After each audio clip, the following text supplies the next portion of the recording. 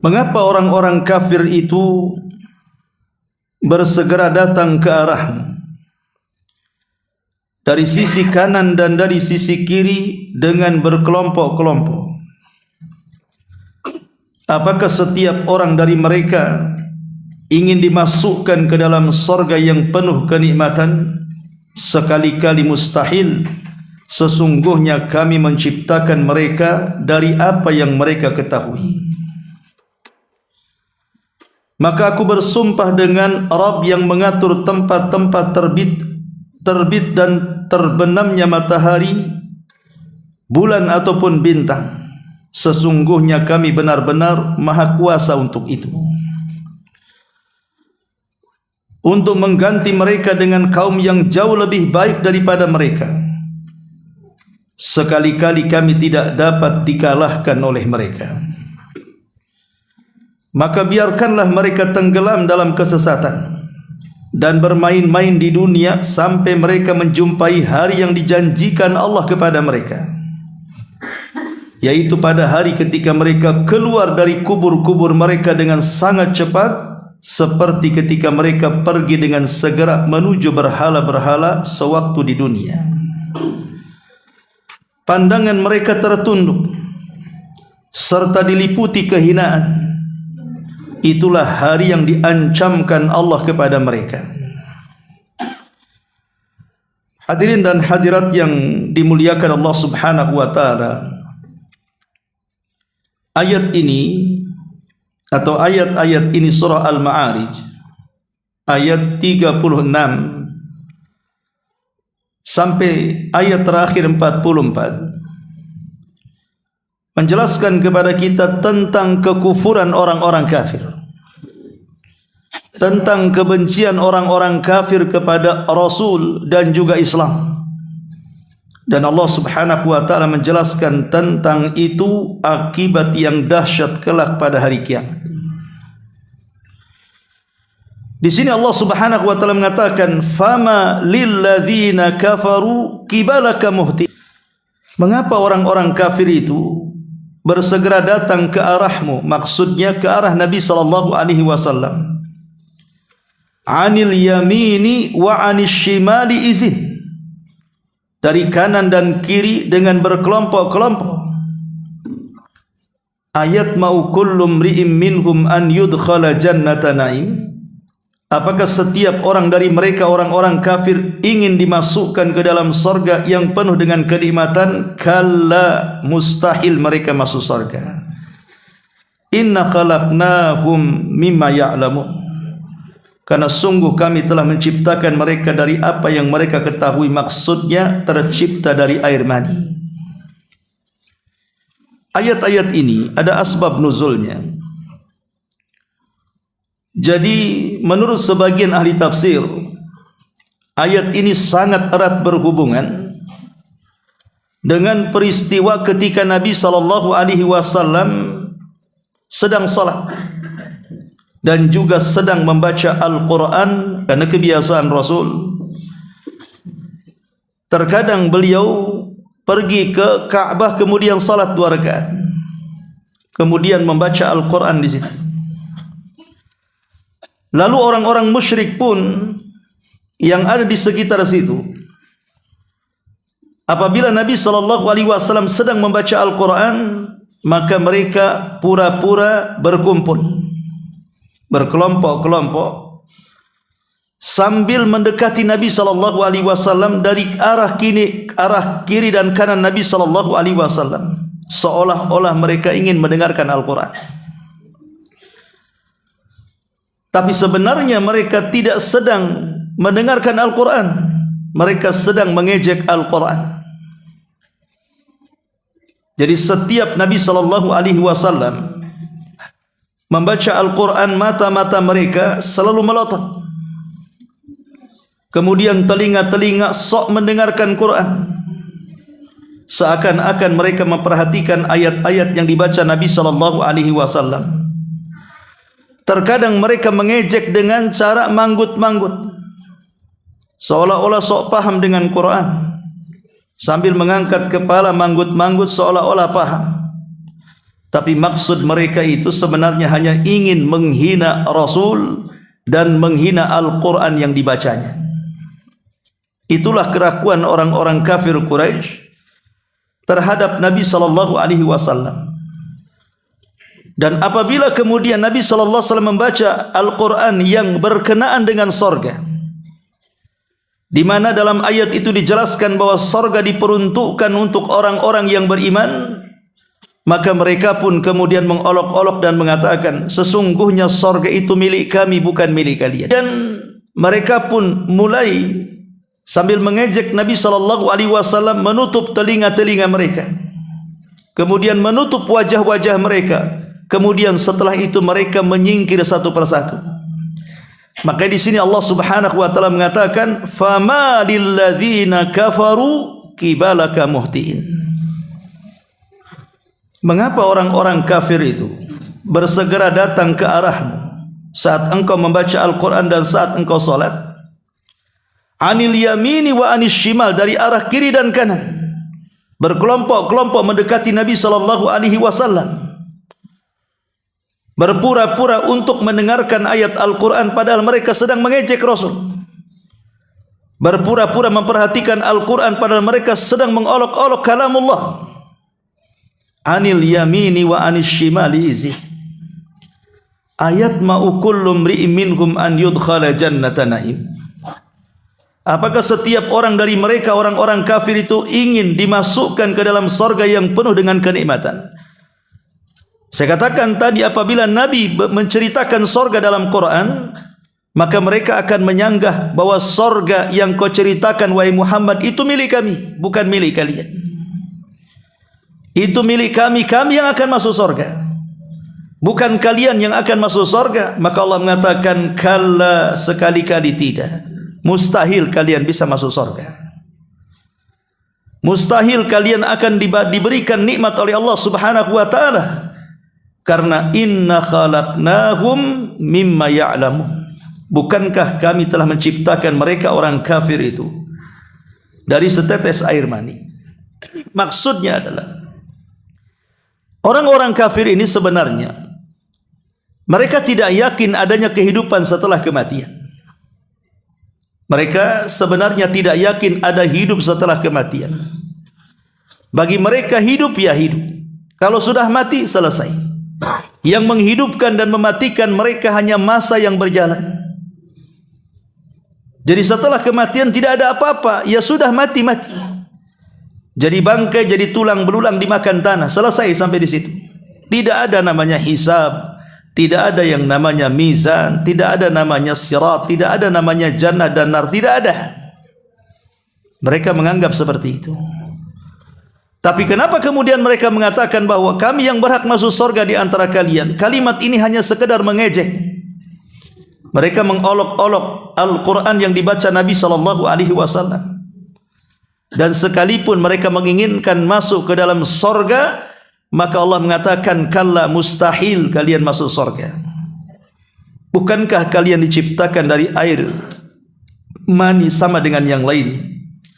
Seolah-olah Allah Subhanahu wa ta'ala ingin mengatakan kepada mereka, kalian tidak ingat dulu kalian tidak ada. Kalian tidak ingat kalau dulu kalian itu tidak tercipta. Lalu Allah Subhanahu wa ta'ala menciptakan kalian sehingga menjadi ada. Dan itu sanggup bagi Allah Subhanahu wa ta'ala. Kalau Allah mampu menciptakan dari ketidakada menjadi ada, maka Allah lebih sanggup lagi menciptakan yang sudah ada kemudian mati dan Allah adakan kembali. Bagi Allah itu sangat mudah. Jadi Allah Subhanahu wa ta'ala ingatkan mereka, inna khalaqnahum mimma ya'lam. Sekali-kali tidak, sesungguhnya kami menciptakan mereka dari apa yang mereka ketahui, maksudnya dari air mani. Setetes air mani yang sangat menjijikkan. Dari sini kita tahu juga bahwa faktor lahiriah itu tidak mungkin menghantarkan mereka orang-orang kafir masuk surga. Kalian sudah tahu kami ciptakan kalian dari apa? Dari air mani. Jadilah seperti kalian yang kufur kepada Allah. Apakah jenis kalian, badan kalian, rupa kalian pantas masuk surga? Ingat, surga itu bukan diperoleh lewat fisik yang indah. Surga itu tidak mungkin diperoleh lewat badan yang kuat, yang kekal. Tidak, tapi surga itu diperoleh dengan iman, amal dan takwa kepada Allah Azza wa Jalla. Karena Nabi SAW mengatakan, innallaha la yanzuru ila suwarikum wala ila ajsadikum walakin yanzuru ila qulubikum wa a'malikum. Allah tidak akan melihat rupamu, juga Allah tidak melihat jasadmu. Yang Allah Subhanahu wa taala lihat adalah hati-hati kalian dan juga amal-amal kalian. Itulah yang Allah Subhanahu wa taala lihat. Lalu apa yang dibanggakan? Toh saya dan Anda juga diciptakan dari air yang sama, air mani. Kemudian kita sama-sama remaja, kemudian dewasa, kemudian tumbuh seperti sekarang. Apa bedanya saya dengan Anda? Badan itu tidak bisa membedakan. Dalam Islam, rupa itu tidak bisa membedakan satu dengan yang lainnya. Kalau rupanya ganteng, dia mulia. Rupanya tidak ganteng, dia tidak mulia. Islam tidak memandang kemuliaan dengan rupa. Atau kalau fisiknya kuat, bodinya bagus, six-pack dan begitu seterusnya, Anda dikatakan mulia. Adapun yang letoy bahasa kitanya, badannya juga tidak bertenaga, kita katakan hina. Tidak, Islam bukan itu barometernya. Makanya dengan tegas Nabi SAW mengatakan dalam khutbatul hajah, ketika beliau sedang melaksanakan haji wada dan sedang berada di Arafah, Nabi mengatakan, ayyuhan nas, la fadla bainal arabi wal ajam walal aswad alal ahmar illa bitaqwallahi azza wajal. Wahai manusia, tidak ada bedanya Anda mau orang Arab, Anda mau bukan orang Arab, Anda yang berkulit hitam, Anda yang berkulit merah, putih, hitam dan begitu seterusnya. Yang membedakan adalah ketakwaan kalian kepada Allah Subhanahu wa taala. Dan surga itu hanya diperuntukkan untuk orang-orang yang bertakwa, bukan orang-orang kafir. Seolah-olah Allah katakan seperti itu, kalian tidak layak masuk surga. Kalau masuk surga itu hanya karena dilahirkan dari setetes air mani, itu bukan tujuan Allah menciptakan kita dan menciptakan surga.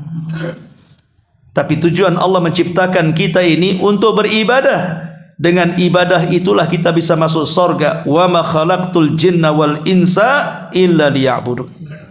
Tidaklah kami ciptakan jin dan manusia kecuali mereka disuruh untuk beribadah kepada Allah Subhanahu wa taala.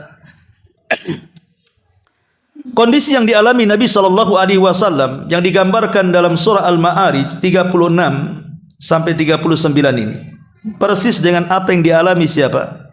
Nabi Nuh alaihi salatu wassalam, yang dijelaskan dalam surah Nuh.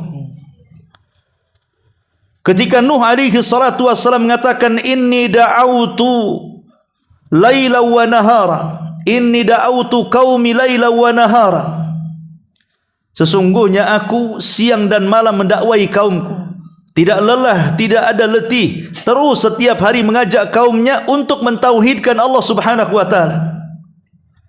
Walam yajidhum illa firara. Tapi apa yang terjadi? Kaum Nuh tidak ada satu pun yang menerima dakwah Nuh kecuali mereka lari.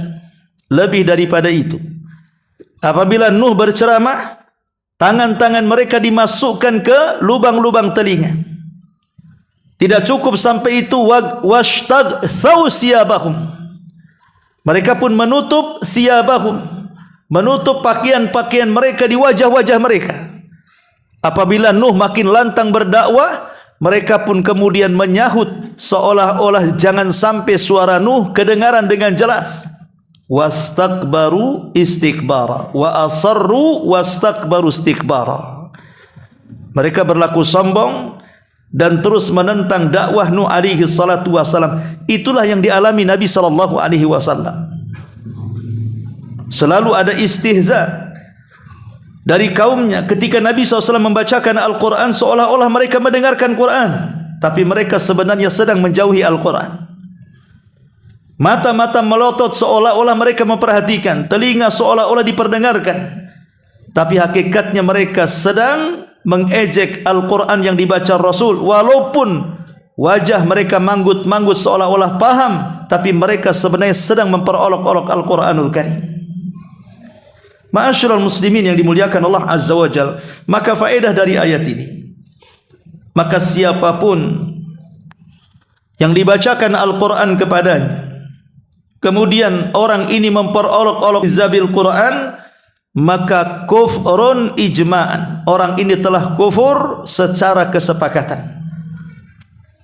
Karena Allah yang mengatakan, Qul abillahi wa ayatihi wa rasulihi kuntum tastahzi'un la ta'tadhiru qad kafartum ba'da imanikum. Apakah dengan Allah, dengan ayat-ayatnya, dengan Rasulnya kalian mengolok-olok? Jangan cari-cari alasan, kata Allah, kalian sudah kufur setelah keimanan kalian. Maka siapapun yang mengolok-olok Al-Quran, mengolok-olok Allah dan Rasulnya, maka dia telah keluar dari Islam. Ma'asyiral muslimin yang dimuliakan Allah Azza wa Jalla, karena mengolok-olok Allah, ayat dan Rasulnya adalah bagian daripada akhlaknya orang-orang kafir.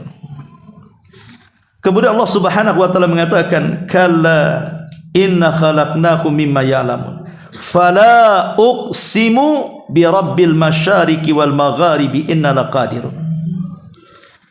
Kemudian Allah Subhanahu wa taala berfirman dan bersumpah, aku bersumpah, kata Allah, dengan Rabb yang mengatur tempat-tempat terbit dan terbenamnya, baik matahari, bulan ataupun bintang.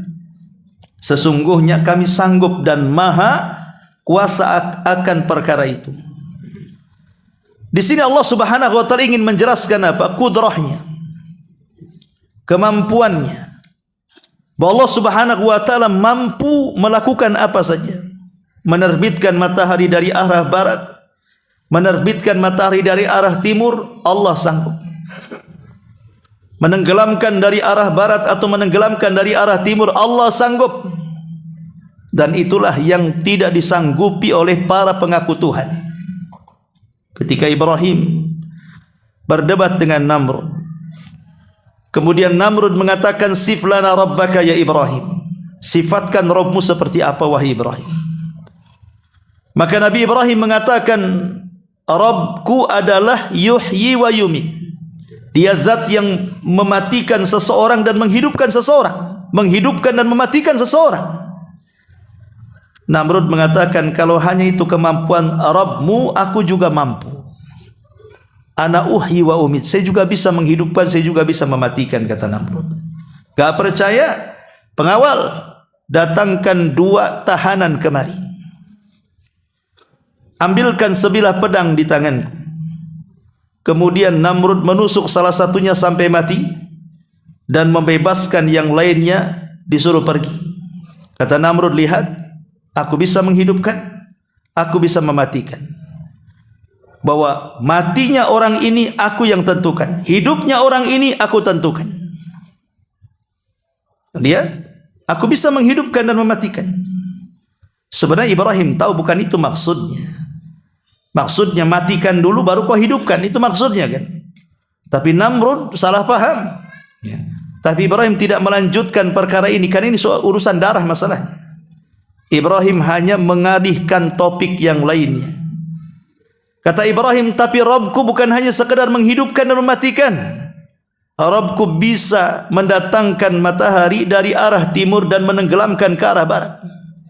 Sekarang Namrud, kau putar balik matahari, terbitkan dari barat, tenggelamkan ke timur.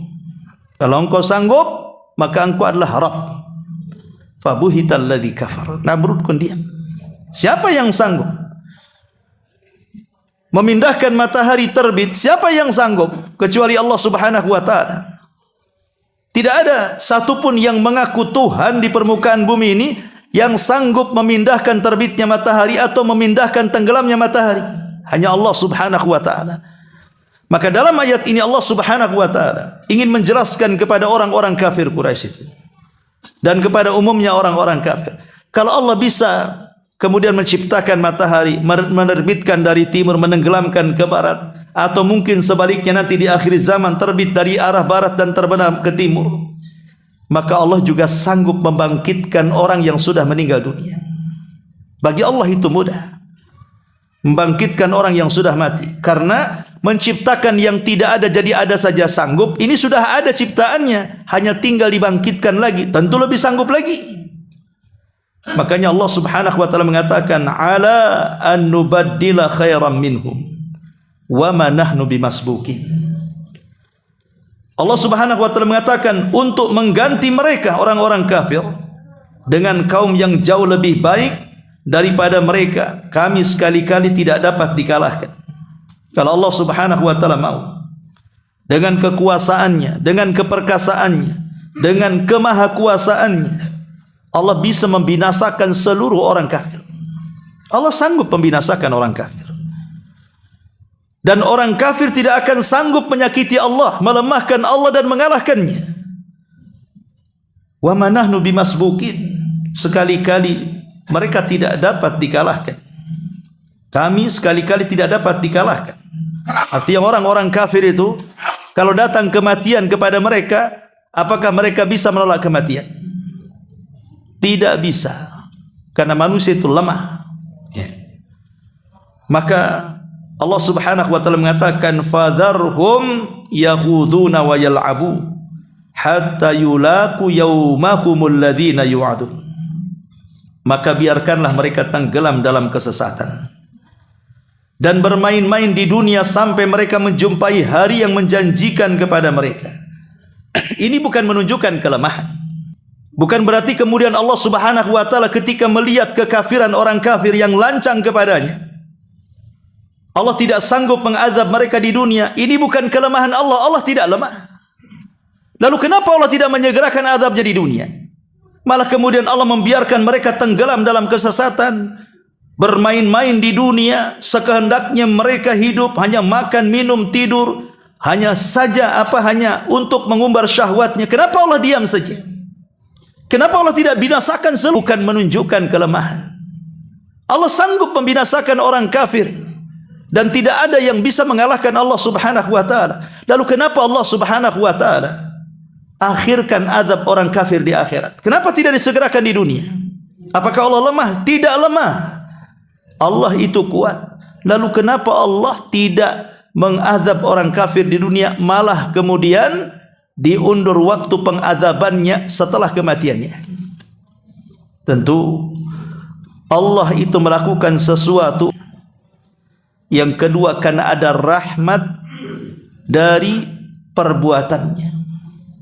Di antaranya boleh jadi Allah Subhanahu wa taala memberikan waktu kepada orang-orang kafir, taubat atau tidak, tetap di atas kekufurannya atau kembali kepada tauhid. Allah memberikan waktu kepada mereka, atau sengaja Allah Subhanahu wa taala menumpuk-numpuk dosa-dosa mereka biar makin segunung dosanya, nanti mudah untuk diazab dan tidak ada alasan. Jadi Allah berbuat seperti itu bukan karena kelemahan, tapi karena ada hikmah dan rahmat. Ada keadilan di situ. Allah tidak langsung membinasakan mereka karena rahmatnya. Terkadang Allah membiarkan mereka karena banyak juga orang-orang kafir yang sangat kufur kepada Allah Subhanahu wa taala, belakangan mereka dapat hidayah. Contoh umpamanya para sahabat Nabi sallallahu alaihi wasallam. Banyak mantan-mantan kafir dan musuh-musuh Nabi. Sebut saja Ikrimah. Kurang apa Ikrimah ini memusuhi Nabi sallallahu alaihi wasallam karena dia putra daripada Fir'aunnya umat ini, Abu Jahal. Ikrimah ini pendekar, jenderal, sangat ingin membunuh Rasul dan menyiksa para sahabat. Tapi saat Fatu Mekah dikuasai kaum muslimin, dia pun minggat, kabur menuju Syam. Sampai di tengah laut, di atas kapal itu datang ombak yang sangat besar. Kemudian salah seorang di antara mereka mengatakan, kalau memang Rabbnya Muhammad itu benar adanya, dan itulah yang berhak disembah, bukan berhala-berhala yang kami sembah, tentu kita tidak mungkin selamat di lautan ataupun di daratan. Maka Ikrimah mengatakan, ya Rabb, kalau memang dirimu benar, yang didakwahkan Muhammad itu benar, bahwa kita diajak untuk menyembahmu, selamatkan aku. Akhirnya Allah subhanahu wa ta'ala takdirkan selamat kapalnya. Setelah selamat kapal, dia yakin bahwa selama ini Rabb yang disembahnya, Lata, Uzza, Manat dan Hubal, tidak bisa melindungi dirinya. Dia pun membuang seluruh berhala yang dibawanya, dan dia pun mengakui bahwa hanya satu-satunya Rabb yang berhak disembah hanya Allah subhanahu wa ta'ala. Dia balik ke kota Madinah, menghadap Nabi SAW, kemudian mengatakan, asyhadu an la ilaha illallah wa annaka rasulullah. Manusia yang paling membenci Nabi berubah menjadi orang yang paling mencintai Nabi. Atau sebut saja Khalid ibn Walid, Saifullah. 20 tahun dia mengikuti ajarannya Abu Jahal, tidak memasuk Islam. Padahal dia sudah mendapatkan dakwah Islam baru setelah 20 tahun lewat. Khalid dapat hidayah. Ketika Abu Bakar Siddiq radhiyallahu mengatakan, kenapa engkau baru masuk Islam ya Khalid? Kenapa tidak seperti kami di awal-awal engkau masuk Islam? Kenapa baru sekarang? Kata Khalid bin Walid, bukan begitu wahai Abu Bakar. Kami dulu itu sangat bangga dengan Abu Jahal, sangat menggandrungi Abu Jahal, sangat mengidolakan Abu Jahal. Kata-katanya bijak sekali, sehingga kami terpengaruh dengan Abu Jahal dan kami tidak peduli dengan kalam Allah. Tapi setelah Abu Jahal meninggal, tokoh-tokoh lain meninggal, kemudian kamilah yang tadinya masih muda kemudian menjadi tua dan menjadi tokoh-tokoh sebagai pengganti mereka. Tidak ada yang mempengaruhi kami lagi. Baru kami berpikir, Muhammad itu benar ataukah ajaran kami yang benar? Setelah kami merenung lama dan kami membanding-banding bahwa ajaran Muhammad jauh lebih benar dibandingkan ajaran kami. Sebab itulah aku masuk Islam telat, katanya. Lah musuh Allah subhanahu wa ta'ala dan musuh Rasulnya yang paling tangguh dan tidak pernah terkalahkan dalam peperangan, dari dulu ingin membunuh Nabi. Tapi Allah subhanahu wa ta'ala memberikan hidayah kepada Khalid walaupun sudah 20 tahun. Akhirnya dia manusia yang paling berjasa dalam Islam. Juga Zubair ibn Mut'im, dia datang ke kota Madinah membawa pedang untuk membunuh Nabi SAW. Ketika itu Rasulullah SAW sedang mengimami salat maghrib, dan salat tidak membawa senjata, apalagi di tengah kota. Artinya ada kesempatan Zubair ibn Mut'im ini membunuh Nabi. Karena dengan kondisi masjid yang tidak terang, mereka pun tidak bersenjata, memungkinkan Zubair ini untuk menghunus pedang dan menusukkan pedang itu kepada Nabi SAW. Tapi saat Rasul SAW dalam salat maghrib membaca surah Thaha sampai kepada ayat am khuliqu min ghairi syai'in am humul khaliqun am khalaqus samawati wal ardi bal la yuqinun. Apakah berhala itu diciptakan dari segala sesuatu, ataukah mereka tercipta begitu saja? Ataukah berhala itu yang menciptakan langit dan bumi? Bahkan orang-orang musyrik pun tidak yakin dengan keyakinannya. Ketika mendengar ayat ini dibacakan, apa kata Zubair? Kada qalbi an yatir, hampir-hampir hatiku terbang. Hidayah masuk. Dia sarungkan pedangnya. Setelah Rasul SAW salam salat maghrib, dia hampiri Rasul, tiba-tiba mengatakan, asyhadu an la ilaha illallah wa annaka rasulullah.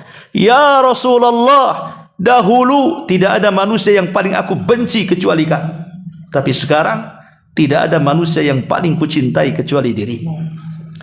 Dari kisah-kisah ini kita tahu kenapa Allah subhanahu wa ta'ala tidak mengazab orang-orang kafir di dunia.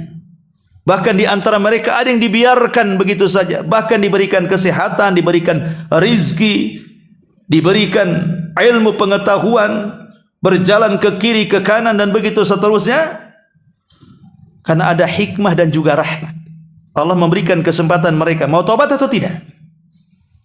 Kalau tobat kami terima, kalau tidak tobat maka azab kami siap-siap ditimpa. Ma'asyiral muslimin yang dimuliakan Allah subhanahu wa ta'ala, fadharhum yakhudu wa yal'abu hatta yulaqu yawmahumul ladzi yu'adun. Maka biarkanlah mereka tenggelam dalam kesesatan, bermain-main di dunia sampai mereka menjumpai hari yang telah dijanjikan kepada mereka. Hari apa? Hari perhitungan di hadapan Allah Subhanahu wa taala. Karena kita ini akan berjumpa dengan Allah Subhanahu wa taala. Baik dalam keadaan Allah redha dengan kita atau Allah murka dengan kita. Setiap manusia pasti akan berjumpa dengan Allah. Rabbihim, orang yang yakin saat dia salat dia jumpaan kita. Allah berlangit, pintu-pintunya akan terbuka dari langit pertama sampai langit ketujuh. Diangkatnya ruh ini sampai berjumpa dengan Allah Subhanahu wa taala. Kemudian Allah katakan, kembalikan ruhnya ke dalam jasadnya. Tapi angkat catatannya ke tempat yang paling tinggi yang disebut dengan Illiyin. Mereka berjumpa dengan Allah. Artinya saat kematian yang menentukan perjumpaan kita dengan Allah adalah orang-orang yang mati husnul khatimah. Orang-orang yang meninggal di atas kebaikan, di atas ketakwaan, di atas keimanan dan amal salehnya. Adapun di akhirat, saat Allah menghisab hamba-hambanya, manusia akan berhadapan dengan Allah Subhanahu wa taala sendiri-sendiri. Baik Allah redha dengan kita atau Allah murka dengan kita.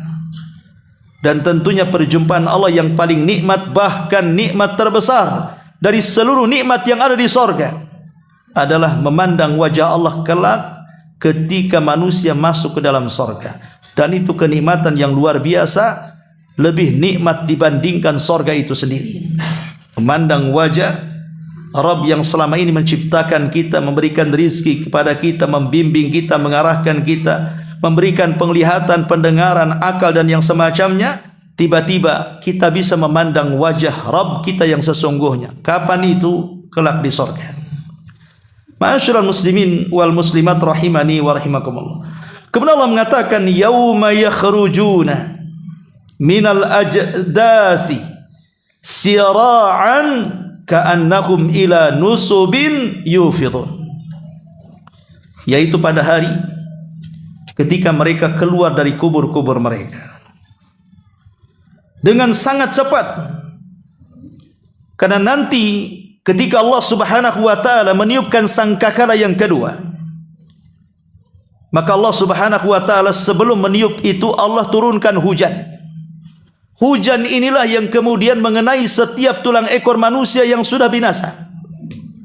Tiba-tiba sekali tersentuh air, semua jasad kembali utuh. Dari tulang belulang, dari tulang ekor itulah Allah ciptakan kembali manusia. Setelah kemudian Allah Subhanahu wa taala utuhkan manusia, jasad mereka yang sebelumnya sudah hancur, sudah dimakan cacing tanah, bahkan sudah tidak ada lagi sisanya, hanya butiran-butiran kecil dari tulang ekor manusia. Maka Allah kembalikan sampai Allah mengatakan, wa akhrajatil ardu athqalaha. Kami keluarkan beban-beban, isi bumi dilempar ke permukaan. Maksudnya jasad-jasad yang sudah diciptakan dilempar ke permukaan. Wa alqat ma fiha wa takhallat. Setelah itu kemudian Israfil meniup sangkakalanya. Tertiup itulah maka gerbang pintu-pintu ruh yang ada di Illiyin terbuka, dan pintu-pintu ruh yang ada di Sijin terbuka. Karena saat kiamat, ruhnya orang-orang yang beriman diletakkan di Illiyin, dan ruhnya orang-orang kafir munafik diletakkan di Sijin. Ketika tiupan yang kedua terbukalah itu gerbang. Kemudian ruh keluar melesat menemui jasadnya masing-masing. Kuasa Allah, tidak ada satupun ruh yang tertukar dengan badannya. Padahal kita tahu makhluk dari sejak Adam sampai yang terakhir mati, siapa yang tahu jumlah mereka? Tidak ada yang tahu kecuali Allah Subhanahu wa taala jumlahnya. Tapi kuasa Allah, ruh yang dimasukkan ke dalam jasadnya tidak ada yang tertukar. Semua masuk ke jasad masing-masing. Itulah yang disebut dengan yauma yakhrujuna minal ajdathi siraan. Pada hari ketika mereka keluar dari kubur-kubur mereka dengan cepat, dan mereka dibangkitkan kembali. Saat dibangkitkan manusia, Allah Subhanahu wa taala sebutkan di dalam surah Al-Qariyah, mereka seperti laron yang berhamburan dan berterbangan. Artinya saat dibangkitkan mereka sudah tidak tahu, kayak mabuk, tidak tahu di mana mereka berada, harus ke mana mereka pergi, harus kemana mereka lari. Semuanya linglung. Makanya Allah mengatakan, wa taran nasa sukara wa ma hum bisukara. Kau lihat mereka mabuk, padahal mereka tidak mabuk. Akhirnya lari ke sana kemari enggak karuan. Sampai datang panggilan, baru manusia yang lari ke sana kemari akhirnya terfokus mendekati dan berkumpul di satu titik panggilan. Itulah yang disebut dengan padang mahsyar. Masyarul muslimin yang dimuliakan Allah Azza wa Jalla. Kemudian Allah mengatakan ka'annahum ila nusubin, dalam qiraah ka'annahum ila nasbin yufidun. Ketika mereka pergi, ketika mereka keluar dari kubur-kubur mereka dengan cepat, mereka keluar seperti pergi dengan segera kala sewaktu di dunia. Karena orang-orang musyrik saat di dunia, kalau ada apa-apa datang ke berhalanya, tidak bisa ditunda lagi. Kalau mereka tertimpa musibah, langsung kemudian berdoa kepada berhalanya, langsung berdoa kepada Tuhan yang dianggap Tuhannya. Kalau mereka sedang mengalami kesulitan ekonomi, kesehatan, segera lari ke berhalanya. Tapi di akhirat mereka sedang Subhanahu wa taala, mereka berlari langsung kepada azab Allah Subhanahu wa taala. Jadi bahasa ini bahasa kinayah. Sebagaimana di dunia mereka lari kalau ada masalah langsung berdoa kepada Tuhan-Tuhan mereka, maka di akhirat al-jaza min jinsil amar, mereka lari semuanya masuk neraka. Itulah balasan sesuai dengan amalannya. Ketika mereka dihadapkan kepada Allah, karena mereka tahu mereka akan diazab, mereka tidak punya amal sama sekali yang bisa menyelamatkan mereka, maka mereka pun mulai tertunduk lesu. Khasyi'atan absaruhum, mulailah pandangan-pandangan mereka tertunduk, menyesal. Tapi apalah gunanya penyesalan ketika itu? Tarhaquhum dhillah, wajah-wajah mereka diliputi kehinaan, keputusasaan. Mereka hanya bisa menerima dengan putusan saja. Apa yang bisa mereka bela sekarang? Diancamkan kepada mereka orang-orang kafir dan mengatakan, Yahud, engkau selalu mengancam kami dengan azab dan azab, agar kami bertauhid kepada Allah Azza wa Jalla. Kalau memang Rabbmu itu ada, fa'tina bi azab. Kalau begitu datangkan azab kepada kami. Mereka enggak yakin dengan azab. Dan ingat, azab Allah Subhanahu wa taala bisa disegerakan di dunia seperti kaum Ad, atau bisa diakhirkan kelak pada hari kiamat seperti Ashabul Uhdud. Adapun kaum Ad, karena mereka minta disegerakan azab, betul Allah kirim azab pacaklik 3 tahun tidak turun hujan. Sementara ekonomi mereka tergantung dari kebun dan pertanian. Tanpa air mati semuanya. Akhirnya kemudian mereka pun datang kepada berhala-berhala mereka, meminta hujan. Berhala ini benda mati, macam mana akan diminta? Maka Allah Subhanahu wa taala tiba-tiba memanggil kaum Ad dan mengatakan baik. Padahal yang bicara Allah, mereka sangka itu berhala. Kemudian Allah katakan, apakah kalian memilih awan hitam, awan putih, ataukah awan kuning? Mereka mengatakan, kami ingin awan hitam karena itu yang banyak airnya ya, wahai berhala. Kata Allah, baik, saya akan kirimkan, pulanglah kalian ke negeri kalian. Nanti kami akan kirim awan hitam mengikuti di belakang kalian. Betul, ketika mereka pulang ke Hadraul Maut, ke Oman, maka awan hitam itu mengikuti mereka. Sampai ketika awan menutupi lembah-lembah kaum Ad, yang merasa bahwa itu ada ketidakwajiban rahmat, tapi bisa saja mendatangkan azab. Tapi kaum Ad sudah keluar semua menanti-nanti awan ini akan mendatangkan hujan. Tidak ada satupun kaum Ad yang ada di rumah, semua keluar menantikan awan hitam itu.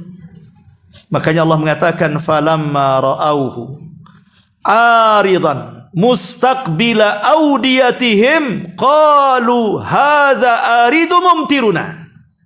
Ketika mereka melihat awan hitam itu memenuhi lembah-lembah mereka, Mereka mengatakan inilah hujan yang akan diturunkan kepada kami. Allah mengatakan bal huwa masta'jaltum bih.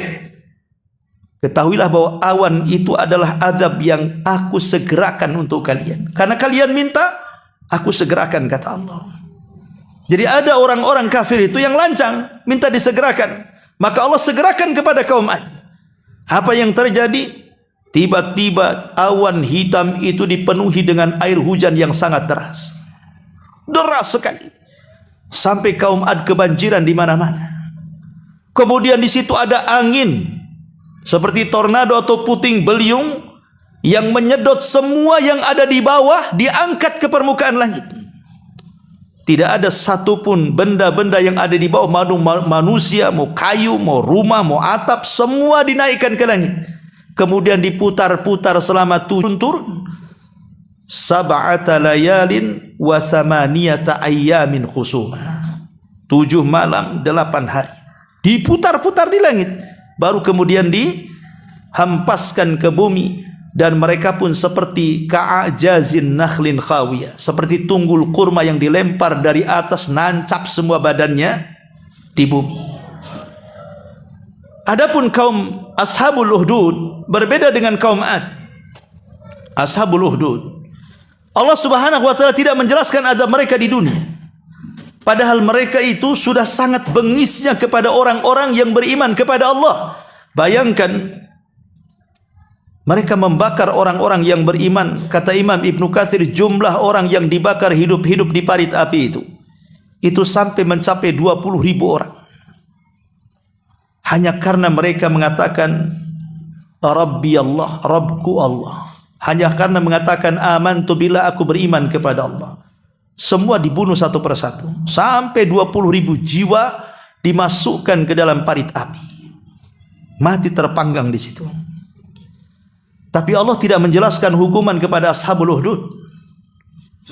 Kepada Ashabul Uhdud, kepada Dzu Nuwas rajanya, dan juga kepada pasukannya yang ganas dan bengis. Allah tidak menjelaskan.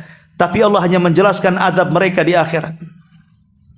Mereka sudah disediakan neraka yang menyala-nyala untuk mereka. Neraka yang akan membakar mereka.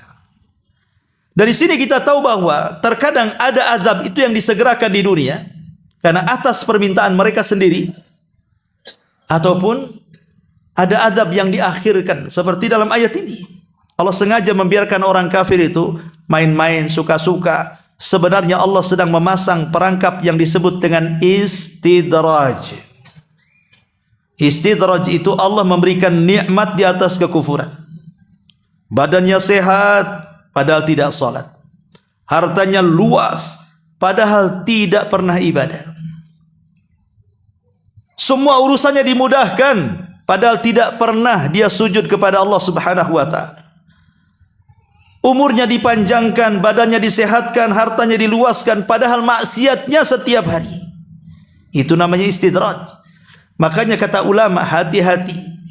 Kalau seandainya Allah mudahkan ekonomi kita, Allah sehatkan badan kita, Allah panjangkan umur kita, Allah mudahkan urusan kita, sementara kita tidak beribadah kepada Allah Subhanahu wa taala, fa'lam annahu istidraj. Ketahuilah itu adalah istidraj. Kita harus takut. Kok aku enggak salat tapi ekonomi ki lancar? Kok aku enggak salat kok badanku sehat-sehat saja? Kok aku enggak salat kok umurku panjang? Ingat, itu istidraj namanya. Kenapa Allah lakukan? Apakah Allah tidak sanggup untuk mengadab mereka di dunia? Allah sanggup sekali lagi. Tapi ada perkara-perkara yang diulur-ulur oleh Allah Subhanahu wa taala azabnya karena rahmat kasih sayang Allah Subhanahu wa taala memberikan kesempatan mereka untuk bertobat.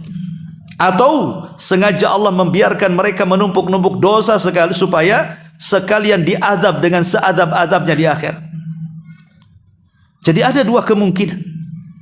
Ma'asyiral muslimin yang dimuliakan Allah Subhanahu wa taala. Ketika Allah Subhanahu wa taala kemudian mendatangkan jahannam. Waji'a yauma idzin bi jahannam. Dan pada hari itu Allah datangkan neraka jahannam yang memiliki 70.000 tali kekang. Di mana setiap tali kekang dipegang oleh 70.000 malaikat. Menunjukkan besarnya jahannam.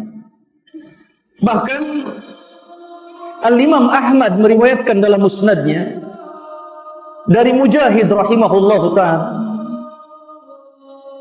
ketika itu Mujahid mengatakan, qala li Ibnu Abbasin radhiyallahu anhu, berkata kepadaku sahabat Ibnu Abbas, turjumanul Quran.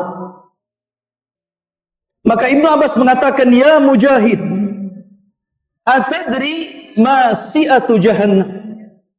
Wahai Mujahid, tahukah kamu berapa luasnya neraka jahannam itu? Maka Imam Mujahid mengatakan, qultulah, aku tidak tahu. Maka kemudian Abdullah bin Abbas mengatakan, ajal wallahi ma tadri, tentu kamu tidak tahu, men. Inna baina sahmati udhuni ahadihim ila atikihim al-wahid min ahlin nar masiratu sab'ina kharifah. Kata Abdullah bin Abbas radhiyallahu an, dia mengatakan sesungguhnya jarak antara telinga, ini telinga, penduduk neraka jahanam sampai ke bahunya. Jadi jarak antara telinga sampai ke bahunya ini seperti orang melakukan perjalanan sab'ina kharifah, 70 tahun. Anda bisa bayangkan, kalau panjang lehernya saja penduduk neraka itu sejauh perjalanan 70 tahun, menunjukkan bahwa orang-orang di neraka itu besar. Bahkan dikatakan giginya saja seperti gunung Uhud. Itu giginya. Ya. Artinya di sini kalau satu orang saja digambarkan begitu besar, sementara penduduk neraka itu sangat banyak dan lebih banyak dibandingkan penduduk sorga. Maka Abdullah bin Abbas ingin membayangkan bahwa jahanam itu luas, lebar. Karena orang yang masuk di situ saja bukan sekecil-kecil antum, tapi orangnya besar-besar. Kemudian Ibnu Abbas radhiyallahu anhuma mengatakan, tajri fiha baina sakhmati udhunihi ila atikihi audiyatul tihi waddah. Kemudian akan mengalir di antara telinga dan juga bahunya sebuah lembah yang isinya adalah air nanah dan darah.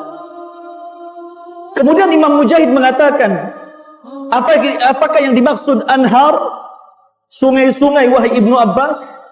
Ibnu Abbas mengatakan bal audiyah, bahkan lembah yang berisi nanah dan darah. Kemudian Ibnu Abbas bertanya lagi, ya Mujahid, atadri si'atu jahannam? Tahukah kamu berapa luasnya jahannam?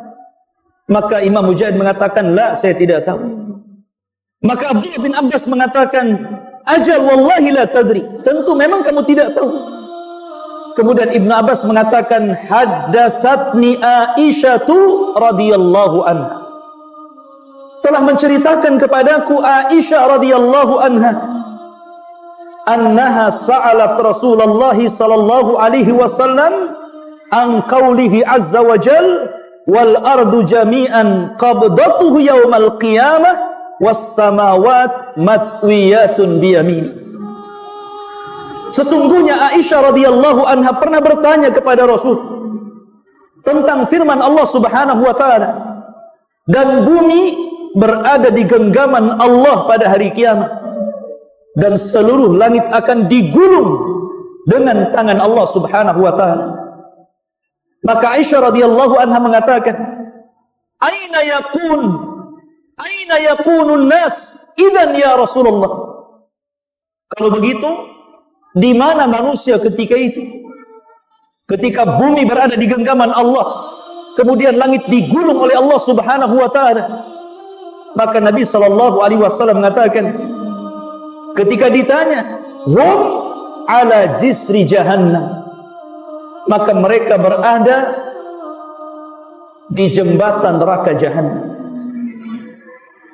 Ma'asyiral muslimin yang dimuliakan Allah Subhanahu wa taala, kita tahu bahwa Definisi sirat ataupun titian jahannam adalah jisrun mamdudun fauqa jahannam. Sebuah jembatan yang terbentang dan di bawahnya jahannam. Dan antum tahu bahwa warna api neraka jahannam itu bukan merah, tapi hitam. Artinya gelap gitu. Kalau jahannam saja sebesar itu ditarik oleh 70.000 malaikat setiap satu tali kekang, sementara tali kekang yang mengikat jahannam itu 70.000 juga jumlahnya, maka jembatan itu sangat panjang sekali. Jembatan itu sangat jauh sekali. Kemudian Nabi SAW sampai-sampai menyebutkan tentang sifat daripada jembatan itu. Dalam sebuah riwayat, Nabi SAW mengatakan, yudha'ul jisru ala matni jahannam. Maka akan diletakkan jembatan itu di atas neraka jahannam. Kemudian Nabi SAW mengatakan, sifatnya itu adaqqu minasy'ari, lebih lembut daripada rambut antum itu.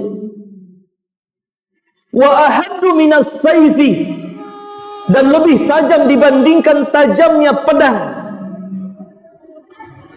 Anda bisa bayangkan sekecil apa itu jembatan yang dibentangkan Allah dari ujung jahannam ke ujung jahannam.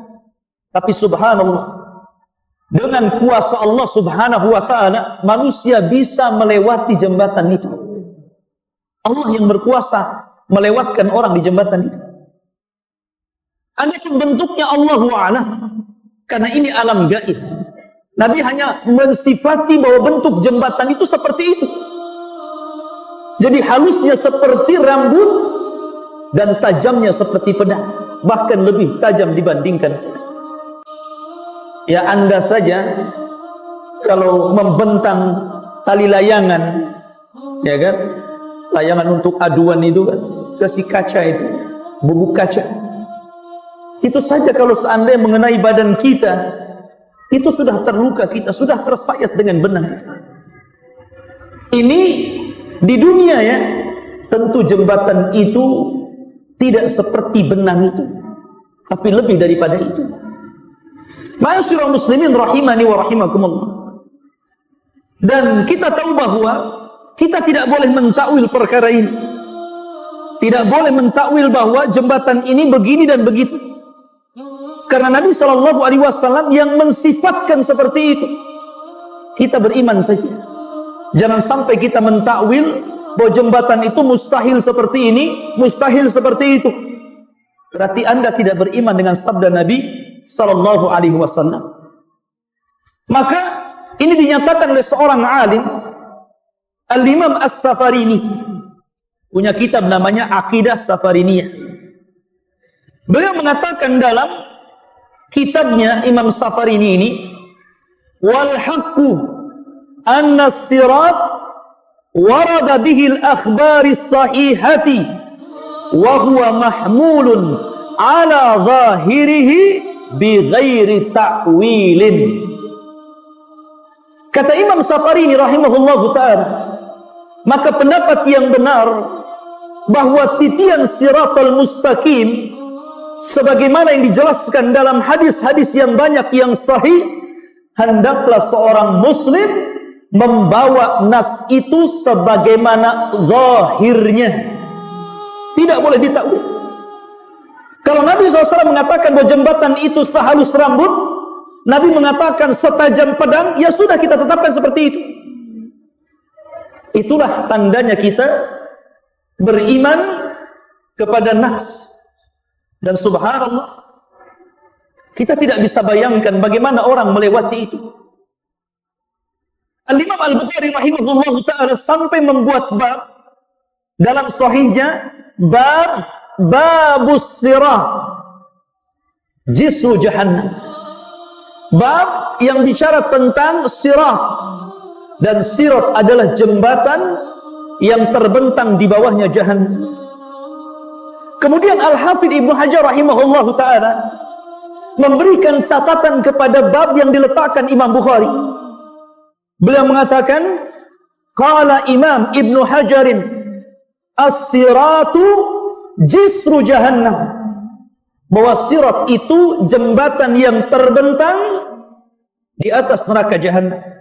Ai huwa jisrun mamdudun ala matni jahannam liuburil muslimina alaiha ilal jannah. Maksudnya sebuah titian yang terbentang di atas neraka jahannam, dan seluruh kaum muslimin akan melewati titian itu, dan itu satu-satunya jalan menuju sorga.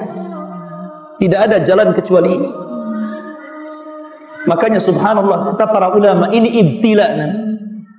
Ini ujian bukan hanya kepada orang-orang yang fasik saja, bukan hanya ujian kepada orang-orang munafik saja, tapi ujian ini juga berlaku kepada orang-orang yang beriman. Ujian yang sangat besar, karena harus melintasi titian ini. Jangankan para nabi dan rasul, malaikat sampai berdoa kepada Allah, Rabbi salim salim, Allahumma Rabbi salim salim, ya Rabb, selamatkan orang-orang itu, selamatkan orang-orang itu. Itu malaikat. Bahkan para nabi dan rasul dikatakan dalam hadis yang sahih, wa da'watur rusul yauma idzin Rabbi salim salim. Dan doanya para nabi dan rasul ketika itu hanya mengatakan Allahumma salim salim, ya Allah selamatkan, ya Allah selamatkan umatku. Itu semua doanya para rasul. Makanya ketika itu tidak ada yang bisa menyelamatkan kecuali amal-amal antum. Nabi SAW pernah mengumpulkan seluruh keluarganya di Bukit Safa. Kemudian mengatakan kepada salah satu putrinya Fatimah, dan mengatakan, ya Fatimah binti Muhammadin, salini ma syi'ti min mali, wallahi la ughni anki minallahi syai'ah. Wahai Fatimah, putri Muhammad, mintalah sesukamu dari harta-harta, sebab pada hari kiamat demi Allah aku tidak akan mampu menyelamatkan kamu sedikit pun. Kalau Fatimah bintu Rasulullah tidak bisa diselamatkan oleh Nabi SAW, padahal dia sayyidul awwalin wal akhirin, pemilik kunci sorga, pemimpin para nabi dan rasul, di tangannya syafaatul uzma, itu Fatimah tidak bisa diselamatkan Rasul. Apalagi Anda. Anda bukan keturunan Nabi, Anda bukan Habib ya. Anda ini ya mungkin Nabi Adam turunan, bukan Nabi Muhammad. Akan tetapi ikhwatu fiddin, kalau Fatimah saja tidak bisa diselamatkan oleh Nabi SAW, bagaimana kita? Itulah yang ditangisi Aisyah radhiyallahu anha. Ketika suatu ketika Nabi SAW berada di gilirannya, kemudian Aisyah memandang wajah Rasul yang sudah sepuh dan sudah menua. Tiba-tiba tetesan air matanya mengenai pipi Rasul. Kemudian Nabi SAW bangkit dan duduk dan memandang wajah Aisyah radhiyallahu anha. Ketika itu Rasul mengatakan, ya Aisyah, lima tabki. Wahai Aisyah, kenapa menangis? Walimaddumu, dan apa itu air matamu? Aisyah hanya mengatakan, ya Rasulullah, tazakkartu yaumal qiyamah. Wahai Rasul, aku teringat hari kiamat. Kemudian Nabi SAW mendengarkan apa yang dikatakan Aisyah. Kata Aisyah radhiyallahu anha, ya Rasulullah, atadhkuru bi ahlika yaumal qiyamah? Wahai Rasul, apakah engkau akan ingat aku pada hari kiamat? Maka Nabi SAW mengatakan, amma fi thalathati mawatin fala yadhkuru ahadun ahada. Wahai Aisyah, adapun di 3 tempat orang tidak ingat setiap waktu. Kemudian Rasul menyebutkan salah satunya indas sirat, ketika berada di titian siratal mustaqim. Orang tidak akan ingat siapa. Disitulah Nabi Shallallahu Alaihi Wasallam mengatakan, hatta ya'lamal abdu hal yamur ala sirat atau yasquta fi jahannam. Sehingga hamba itu tahu, dan baru tahu dan akan tahu, apakah dia akan berhasil untuk menyeberangi siratal mustaqim, ataukah dia justru terjerembab ke dalam jahannam. Na'udzubillah. Ketika itu orang tidak ingat siapapun, ikhwan. Antum akan sibuk dengan sendiri-sendirinya. Ma'asyiral muslimin yang dimuliakan Allah Subhanahu wa taala. Ketika Allah Subhanahu wa taala mengumpulkan orang awal dan orang akhir, dan betapa banyak manusia yang sudah dikubur sebelum kita, sesudah kita, dan sebelum kita sudah banyak, bahkan ada kuburan yang ditumpuk-tumpuk. Artinya jumlah mereka banyak sekali. Lah jumlah yang banyak itu, ikhwatu fiddin, akan dikumpulkan di padang mahsyar. Sejak zaman Adam alaihi salatu wassalam sampai kepada umat Muhammad yang terakhir meninggal dunia. Anda bisa bayangkan jumlah mereka banyak sekali. Ketika itu mereka digiring oleh Allah Subhanahu wa taala. Ketika ikhwatu fiddin yang dimuliakan Allah Azza wa Jalla, Allah pisahkan antara orang-orang mukmin dan orang-orang kafir dan musyrik. Di sinilah Allah Subhanahu wa taala firmankan, fahduhum ila siratil jahim. Giring mereka menuju titian neraka jahim, neraka jahannam. Waqifuhum innahum mas'ulun. Kemudian hentikan mereka, karena mereka akan ditanya tentang 4 perkara. Tentang umurnya, tentang waktu mudanya, tentang hartanya, dan tentang ilmunya. Adapun orang-orang kafir, maka menjadi perselisihan para ulama, apakah mereka sempat melewati sirat ataukah tidak sempat melewati sirat. Ada yang mengatakan mereka sempat melewati sirat, karena Allah yang mengatakan, wa in kuntum illa wariduha kana ala rabbika hatman maqdiyah. Kalian semua akan melewati siratal mustaqim, dan itu merupakan ketetapan Allah Azza wa Jalla. Tapi sebagian ulama akidah mengatakan tidak. Orang-orang kafir, orang-orang musyrik, setelah mereka dikumpulkan dengan sesembahan yang mereka sembah di bumi, maka mereka akan dipisahkan. Orang-orang kafir akan dipisahkan, orang-orang musyrik akan dipisahkan dari orang-orang yang beriman, dan kepala mereka adalah iblis laknatullah alaihi. Kemudian iblis akan berteriak, ya subura, ya subura. Maka orang-orang di belakangnya mengatakan, ya subura katsira. Iblis akan mengatakan, duhai hancurlah aku, duhai hancurlah aku. Maka orang-orang yang mengikuti iblis mengatakan di belakangnya, sungguh kita berdoa dengan kehancuran yang banyak, dengan azab yang banyak. Maka mereka digiring, kemudian mereka dilempar ke dalam jahannam. Disitulah Adam alaihi salatu wassalam, sebelum melempar seluruh penduduk neraka ke dalam neraka, Adam dipanggil oleh Allah Azza wa Jalla. Kemudian Allah mengatakan, ya Adam, panggil utusan-utusan neraka. Adam heran ketika itu. Siapa utusan-utusan neraka itu, wahai Rabb? Maka Allah Subhanahu wa taala mengatakan, setiap 1999 masukkan mereka ke dalam neraka. Kemudian 1 masuk surga. Dari sini menunjukkan bahwa penduduk neraka itu banyak. Karena dari 1999 satu yang selamat. Ma'asyiral muslimin rahimani wa rahimakumullah, dan mereka dimasukkan semuanya ke dalam jahannam. Na'udzubillah. Maka yang tersisa siapa? Orang-orang yang beriman, orang-orang fasik, dan orang-orang munafik. Ma'asyiral muslimin yang dimuliakan Allah Subhanahu wa taala.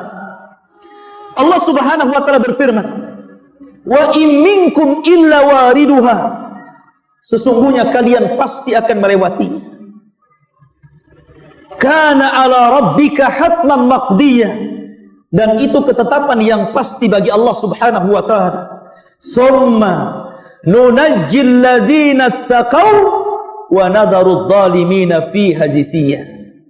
Kemudian kami selamatkan orang-orang yang bertakwa kepada Allah dan kami tinggalkan orang-orang zalim, mereka dimasukkan dalam kondisi berlutut ke dalam jahannam, naudzubillah.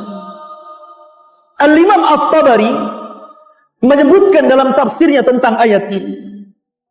Beliau mengatakan dari sahabat Abdullah bin Mas'ud radhiyallahu an, huwal jisru huwas siratu, dia adalah jembatan atau dia adalah titian di mana adaku minasy'arati. Titian itu lebih halus dibandingkan rambut antum.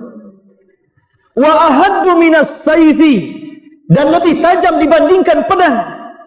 Sebagaimana disebutkan dalam riwayat Bukhari dari sahabat Abu Sa'id Al-Khudri radhiyallahu anhu. Begitu juga hadis-hadis yang sahih yang lain mengatakan sama seperti itu. Artinya kecil sekali, karena lebih halus dibandingkan rambut, lebih tajam dibandingkan pedang. Bahkan dalam riwayat lebih tajam daripada Musa, daripada pisau yang tajam. Sebagaimana hadis Salman Al-Farisi radhiyallahu anhu. Disebutkan dalam sahih dari Abi Hurairah radhiyallahu anhu dan Abu Sa'id Al-Khudri radhiyallahu anhuma, Nabi mengatakan, perhatikan di sini, yu'ta bil jisri, akan dibentangkan di atas neraka jahanam itu satu titian, fa yaj'alu baina dhahrai jahannam, kemudian akan dibentangkan di atas persis di bawahnya jahannam. Qulna ya Rasulullah, kami berkata wahai Rasulullah, wamal jisru, apa itu titian itu? Maka Nabi SAW mengatakan, madhadatun mazillatun, titian itu sangat licin. Kalau Anda berjalan tanpa alas kaki, kemudian berjalan di keramik, kemudian antum siram dengan sabun, kemudian antum berjalan agak cepat, kita saja bisa terpeleset itu. Padahal itu lebar tempatnya. Bagaimana kalau ini berupa titian siratal mustaqim, yang kata Nabi SAW licin dan menggelincirkan. Alaihi khatatif wal kalalib, dan di dalam titian itu ada besi-besi pengait, kemudian kawat-kawat yang berduri. Dalam sebuah riwayat, kalalib itu akan terus mengayun, kemudian akan menerjang setiap orang yang lewat dalam titian.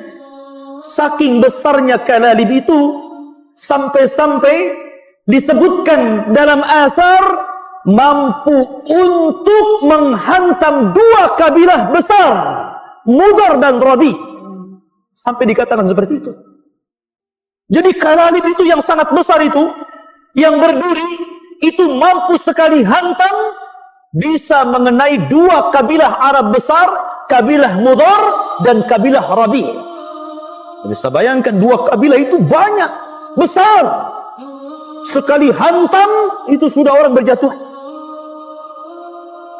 Kemudian wasakatun mafaltahatun laha syaukatun uqaifah takunu bin najlin yuqalu laha sa'dan, dan memiliki duri yang bengkok-bengkok ujungnya, memiliki duri yang bengkok-bengkok ujungnya, dan duri itu seperti satu pohon yang ada di daratan Najd yang disebut dengan Sa'dan. Anda bisa bayangkan, setiap orang yang tersentuh atau terkena ayunan kalalib itu bukan hanya terjatuh, tapi juga hancur. Kalau seandainya orang itu jatuh dari titian siratal mustaqim, itu tidak langsung ke jahanam, tapi antum akan melayang-layang di dalam antara siratal mustaqim dengan jahanam itu 70 tahun baru sampai di dasar jahanam, kata Rasulullah. 70 tahun. Sampai-sampai Nabi SAW mengumpamakan seperti batu yang besarnya sebesar unta, kemudian dilempar dari titian, dan itu sampai ke dasar jahanam selama 70 tahun baru sampai. Bagaimana kita? Itu tentu lebih berat. Nabi mempermasalahkan seperti itu. Ma'asyiral muslimin yang dimuliakan Allah Subhanahu wa taala.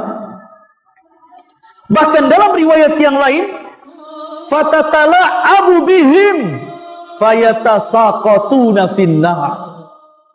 Bahkan jembatan itu tidak diam. Jembatan itu bukan diam. Kalau antum lewat jembatan pakai motor dan jembatan diam, enak tuh. Jembatan ini tatala'ab. Tatala'ab itu digoyang-goyang. Kalau antum lewat jembatan kemudian jembatannya goyang-goyang, antum jatuh. Jadi jembatan siratal mustaqim itu tatala'ab, memain-mainkan orang yang lewat, menggoyang-goyangkan orang yang lewat. Fayatasaqatuna finnar. Ketika itu orang banyak berjatuhan. Kemana? Ke dalam jahanam. Subhanallah, ikhwatu fiddin yang dimuliakan Allah Subhanahu wa taala. Maka di sini ikhwatu fiddin yang dimuliakan Allah Subhanahu wa taala, ada beberapa riwayat. Riwayat bagaimana orang-orang yang melewati siratal mustaqim ini. Bagaimana kondisi mereka? Siapakah orang-orang yang selamat? Siapakah orang-orang yang susah melewati tapi ujung-ujungnya selamat? Dan siapa juga yang kemudian tidak selamat dan masuk ke dalam jahanam? Maka disebutkan ikhwatu fiddin yang dimuliakan Allah Subhanahu wa taala tentang kondisi orang-orang yang melewati titian siratal mustaqim. Disebutkan dalam sebuah riwayat, Nabi SAW mengatakan, wali jahannam jisrun, dan jahannam itu memiliki titian di atas, adzaqu minasy-sya'r, lebih lembut daripada rambut, wa ahaddu minas sayfi, lebih tajam dibandingkan pedang, alaihil kalalid wa hasakatun, di mana padanya ada besi-besi pengait dan duri-duri yang bengkok. Ya'khuduna man sya'allah, mereka akan mengambil sesuai dengan kehendak Allah. Wan nasu alaih, dan manusia yang melintasi titian siratal mustaqim itu katarafi, ada yang seperti kedipan mata, tahu-tahu melesat sudah sampai di ujung. Subhanallah. Tentu mereka para nabi dan rasul. Kemudian kalbarki, seperti kilat melesat. Wa karrihi, seperti angin mursalah, seperti angin yang lewat. Wa ka'ajawidil khayli, dan seperti orang yang menunggang kuda yang baik, dia tunggang dengan sekencang-kencangnya. Kemudian warukab, dan orang yang mengendarai kendaraan tetapi lambat. Kemudian dalam riwayat, dan orang-orang yang mereka kadang berhenti, kadang jatuh, kemudian bangun lagi, berjalan, jatuh lagi. Dalam riwayat ada yang merangkak, dan itu orang yang terakhir diselamatkan. Makanya dalam riwayat fanajin musallamun, ada orang yang diselamatkan dengan baik, mereka tidak ada apa-apa, langsung berada di ujung siratal mustaqim. Wa makhdushun musallamun, ada yang sudah habis badannya, tercabik-cabik dengan besi-besi yang kail-kail dan besi-besi yang berduri itu, tapi Allah selamatkan juga. Tetapi ada yang mukawwarun finnar ala wajhi, tapi ada yang digulung kemudian dilempar ke dalam neraka. Perhatikan di sini ikhwatu fiddin. Berarti ada beberapa orang yang disesuaikan bagaimana mereka diselamatkan Allah Subhanahu wa taala. Pertama, orang yang melewati seperti kejapan mata, tahu-tahu sudah sampai. Ada orang yang seperti kilat, ada orang yang seperti angin, ada orang yang seperti penunggang kuda yang cepat, ada orang seperti pengendara yang lambat, ada orang yang berjalan, ada orang yang terseret-seret, dan ada orang yang dijatuhkan dan tidak sempat sampai di ujung Siratal Mustaqim. Siapakah yang menyelamatkan ini? Yang menyelamatkan ini amal kita. Karena ketika orang itu melalui titian Siratal Mustaqim itu ala qadri a'malina, sesuai dengan amal kita. Makanya kenapa ketika mereka dibariskan oleh Allah Subhanahu wa taala, di depannya titian Siratal Mustaqim, digelapkan seluruh padang mahsyar. Setelah itu Allah berikan setiap orang cahaya. Setiap orang cahaya. Orang yang beriman diberikan cahaya. Orang yang fasik diberikan cahaya. Orang yang munafik juga diberikan cahaya. Tapi ketika mereka menyeberang, tiba-tiba orang munafik dipadamkan cahayanya. Perhatikan firman Allah Subhanahu wa taala. Allah Subhanahu wa taala berfirman dalam suratul Hadid ayat ke-11 sampai 15. Allah berfirman, "Yauma taral mu'minina wal mu'minah." Pada hari engkau melihat orang-orang yang beriman laki-laki dan orang-orang yang beriman perempuan. Yas'a nuruhum baina aydihim wa bi aymanihim. Allah pancarkan cahaya mereka di depan mereka dan sebelah kanan mereka. Busyrakumul yaum jannatin tajri min tahtihal anhar khalidina fiha dzalika huwal fawzul adzim. Itu kabar gembira untuk kalian, karena kalian akan mendapatkan surga yang mengalir di bawahnya sungai-sungai yang indah. Kalian akan kekal di dalamnya, dan itu kesuksesan yang sangat besar. Perhatikan ayat selanjutnya. Allah mengatakan, yauma yaqulul munafiqun wal munafiqat lilladzina amanu dzuruna naqtabis min nurikum. Dan pada hari ketika orang-orang munafik laki-laki dan orang-orang munafik perempuan berkata kepada orang-orang yang beriman yang lewat di samping, "Unzuruna, tunggu kami. Naqtabis min nurikum, kami mau ikut dengan cahayamu." Qila, maka dikatakan, "Irji'u wara'akum faltamisu nuran." Kata orang-orang yang beriman, lebih baik kalian kembali cari cahaya kalian.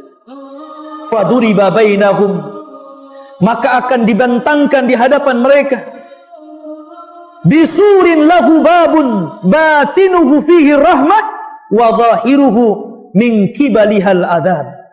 Maka akan dibentangkan satu dinding, di baliknya rahmat dan di depannya azab Allah Subhanahu wa taala. Yunadunahum, maka akan memanggil-manggil mereka. Jadi orang-orang munafik itu akan memanggil orang-orang yang beriman. Alam nakun ma'akum, bukankah kita bersahabat ketika di dunia? Bukankah kita kawan ketika di dunia? Bukankah kita bersama-sama ketika di dunia? Qalu, orang-orang yang beriman mengatakan, bala, ya, walakinnakum, akan tetapi kalian fatantum anfusakum, kalian telah mencelakakan diri kalian. Wa tarabbastum, dan kalian menunggu-nunggu kehancuran kami. Wartabtum wa gharratkumul amani, dan kalian ragu dan kalian ditipu dengan angan-angan. Hatta jaa amrullah, sampai datang putusan Allah kepada kalian. Wa gharrakum billahil ghurur, dan Allah dan kalian kemudian ragu-ragu, tertipu, akhirnya kalian mengingkari Allah Subhanahu wa taala. Fal yauma la yu'khad, maka pada hari yang tidak mungkin diambil minkum dari kalian fidyatun, tebusan, wala minal ladzina kafaru, begitu juga tebusan dari orang-orang kafir lainnya. Ma'wakumun nar, tempat kalian neraka. Hiya maulakum, itulah tempat berlindung kalian. Wa bi'sal masir, dan itu sejelek-jelek tempat kembali kalian. Perhatikan di sini. Di sini Allah Subhanahu wa taala membagi 3 kelompok. Pertama, orang-orang yang beriman, maka mereka akan diberikan cahaya yang besar, cahaya yang sangat luas seperti gunung. Yang kedua, orang yang beriman tapi fasik, maka mereka akan diberikan cahaya sesuai dengan amal dia. Dan yang ketiga, munafik sama sekali tidak diberikan cahaya. Dan setiap amalan itu punya cahaya. Salat ada cahayanya, zakat ada cahayanya, haji ada cahayanya, ibadah-ibadah lain ada cahayanya, sedekah ada cahayanya, puasa ada cahayanya, jihad ada cahayanya, dakwah ada cahayanya, amal soleh ada cahayanya. Seluruh amal itu memiliki cahaya. Makanya ikhwatu fiddin yang dimuliakan Allah Azza wa Jalla, Nabi SAW dalam riwayat Ibnu Majah mengatakan, basyiril masya'in fi zulmi ilal masajid bin nuri tami yaumal qiyamah. Beri kabar orang-orang yang suka berjalan di kegelapan menuju masjid-masjid Allah untuk melaksanakan salat subuh. Mereka akan diberikan cahaya yang sempurna pada hari kiamat. Lihat bagaimana doa Nabi SAW apabila berjalan ke masjid. Allahumma ij'al fi qalbi nuran, wa fi basari nuran, wa fi sam'i nuran, wa an yamini nuran, wa an yasari nuran, wa fawqi nuran, wa tahti nuran, wa amami nuran, wa khalfi nuran, waj'al li nuran. Itulah doanya Rasul. Apabila mereka datang ke masjid, Nabi SAW mengajarkan kepada para sahabat, ya Allah, jadikan di hatiku cahaya, di pandanganku cahaya, di pendengaranku cahaya, di sebelah kananku cahaya, di sebelah kiriku cahaya, di atasku cahaya, di bawahku cahaya, di depanku cahaya, di belakangku cahaya, dan jadikan semuanya cahaya, kata Rasul. Ini menunjukkan bahwa seluruh amal soleh itu akan membawa cahaya. Maka berbaik. Karena ketika itu ikhwatu fiddin, semua nampak orang munafik, orang dusta, orang riya, orang sum'ah, takabur, sombong, semua akan ditampakkan di siratal mustaqim. Tidak ada yang ditutupi oleh Allah Subhanahu wa taala, sehingga orang akan mengikuti cahaya salat, cahaya zakat, cahaya puasa, cahaya jihad, dan begitu seterusnya. Dan ingat ikhwatu fiddin, neraka Jahannam yang sangat besar, apinya berwarna hitam, terbentang di antara neraka itu titian siratal mustaqim. Maka sebelah kanan dan kiri ada dua amal saleh yang menentukan bisa tidaknya antum melewati itu. Dalam sebuah riwayat, Nabi SAW akan menegakkan amanah dan silaturrahim. Maka orang-orang yang senantiasa menyambung silaturrahim dipastikan dia bisa melewati titian siratal mustaqim. Dan orang-orang yang menjaga amanah dipastikan dia akan mampu melewati siratal mustaqim. Tapi orang-orang yang memutus silaturrahim, dan yang paling besar dari memutus silaturrahim adalah uququl walidain. Anda durhaka dengan orang tua, itu paling besar orang memutus silaturrahim. Maka anak-anak yang durhaka kepada orang tua dipastikan tidak akan mampu melewati siratal mustaqim. Kemudian setelah itu para kerabat, ataupun orang-orang yang idaatul amanah, menawikan amanah, sampai kepada amanah orang menitipkan ucapan. Terkadang orang tidak amanah. Afwan akhi, anak akan cerita sama antum, tapi jangan ngomong sama siapa-siapa ya. Iya, katanya. Ternyata apa? Ngomong sama kawannya, afwan akhi, anak sih dititipi jangan ngomong sama siapa-siapa, tapi sama antum saja. Tapi jangan ngomong sama siapa-siapa ya. Orang yang ketiga ngomong gitu juga sama yang keempat, jangan cerita sama siapa-siapa ya. Akhirnya satu kampung tahu semua ngomong jangan cerita sama siapa-siapa. Coba di zaman sekarang sampai amanah nitip omongan saja orang tidak bisa jaga. Itu yang paling kecil, yang paling mudah. Apalagi amanah yang lain. Ya. Amanah penglihatan. Allah takdirkan mungkin antum melihat saudara antum ada aib. Harusnya antum tutup. Man satara musliman satarahullahu yaumal qiyamah. Barang siapa yang menutup aib seorang muslim, Allah akan tutup aib antum pada hari kiamat. Tapi betapa banyak orang yang tidak amanah dengan mata. Dia cerita sama kawannya, Masya Allah, anak tadi tidak sadar melihat si anu begini-begini. Diomongkan sama kawannya. Akhirnya orang ini juga ngomong, tadi si anu melihat si anu begini. Ini amanah yang sering terjadi di masyarakat. Di mana amanah yang lebih besar daripada itu? Kalau amanah kecil saja kita tidak bisa amanah. Tidak bisa menjaga ucapan orang, tidak bisa menjaga pandangan atau pendengaran kita kepada orang. Kita di rumah, tetangga lagi bertengkar ngomong begini, itu kan kedengaran.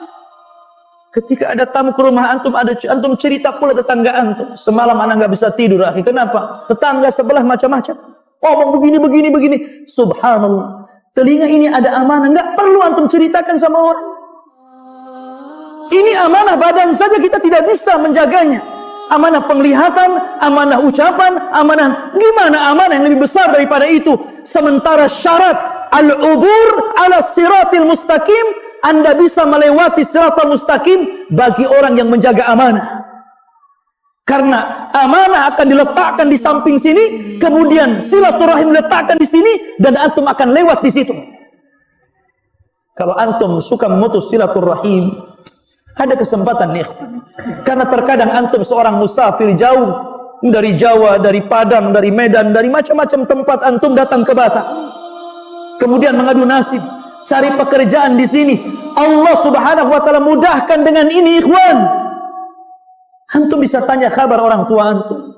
Bisa telepon lama-lama. Kalau antum bisa menelpon orang kawan antum 1 jam, 2 jam, kenapa tidak bisa silaturahim dengan keluarga? Terkadang alasannya sibuk, ada telepon dari kampung sibuk gitu kan. Silaturahim. Barang siapa yang memutus silaturahim, Allah akan putus hubungan antum dengan Allah. Ma'asyiral muslimin yang dimuliakan Allah Subhanahu wa taala. Maka ketika itu ikhwatu fiddin yang dimuliakan Allah Subhanahu wa taala, ketika orang-orang itu sudah melewati siratal mustaqim, secara garis besar tadi saya katakan ada orang yang selamat tanpa ada apapun. Para nabi, para rasul, orang-orang siddiqin, orang-orang saleh, orang yang bertakwa, mereka akan berjalan tanpa apapun. Ada orang-orang yang keimanan mereka dicampurkan dengan dosa besar,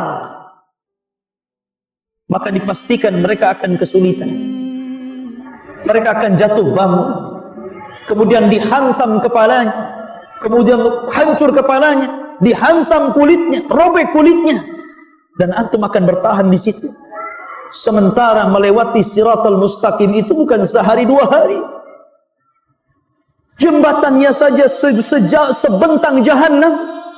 Berarti antum akan lama itu sampai di ujung siratal mustaqim. Ada yang diseret, ikhwan, terseret sampai akhirnya kemudian dia tidak sanggup, kemudian jatuh. Maka ketika itu ikhwatu fiddin, orang-orang yang jatuh ini dipastikan akan dikumpulkan bersama orang-orang yang sejenis dalam neraka. Disitulah mereka akan saling menyalahkan. Ketika orang-orang sudah masuk ke dalam neraka yang berjatuhan itu, maka syaitan akan muncul kemudian berdiri di mimbar neraka. Setan akan ceramah. Sampai-sampai kata Hasan Al-Basri rahimahullahu ta'ala, "Idza kana yaumul qiyamah qama iblis khatiban ala mimbarin minan nar." Dan apabila datang hari kiamat, maka iblis akan berdiri di mimbar neraka berceramah. Dan isi ceramahnya, "Innallaha wa'adakum wa'dal haq wa wa'adtukum fa akhlaftukum." Allah telah berjanji kepada kalian dan janji Allah benar. Aku juga sudah berjanji kepada kalian, tapi ku ingkari janjiku kepada kalian. Makanya Allah mengatakan dalam surah Ibrahim ayat 22 sampai 23, qala syaitan, berkata syaitan, lamma qudiyal amru, ketika keputusan sudah diputuskan Allah, kemudian syaitan atau iblis akan berceramah, innallaha wa'adakum wa'dal haq, Allah telah menjanjikan kepada kalian dengan janji yang benar. Wa wa'adtukum fa akhlaftukum, aku juga sudah berjanji kepada kalian, tapi ku ingkari janjiku. Wa ma kana li 'alaikum min sultan illa an da'awtukum fastajabtum li. Dan aku tidak memiliki kekuasaan, memiliki kekuatan, kecuali aku berusaha mengajak kalian, kemudian kalian ikut aku.